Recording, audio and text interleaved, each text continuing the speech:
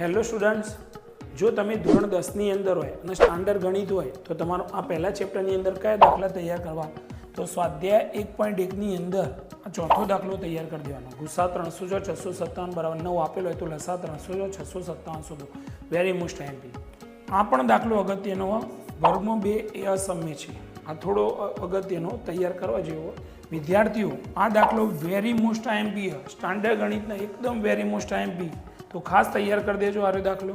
Okay, વિદ્યાર્થીઓ, સ્વાધ્યાય 1.2 ની અંદર સ્ટાન્ડર્ડ ગણિત માટે આ પહેલો અને બીજો દાખલો, તો આટલું તૈયાર કરી દે. અને પહેલા ચેપ્ટરની અંદર સ્ટાન્ડર્ડ ગણિત માટે જો તમે ધોરણ 10માં હોય અને બેઝિક ગણિત હોય તો તમારે પહેલા ચેપ્ટરની અંદર માત્ર હેતુલક્ષી પૂછાશે. વિભાગીની અંદર 2 ગુણનો એની અંદર પૂછાશે એ ગુસા શોધો પૂછાશે. ઓકે, અને પૂછાશે સમય સંખ્યા અને અસમ્ય સંખ્યાનો કોન્સેપ્ટ ઉપર હેતુલક્ષી પૂછાશે.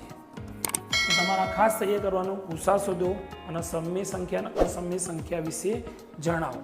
ઓકે.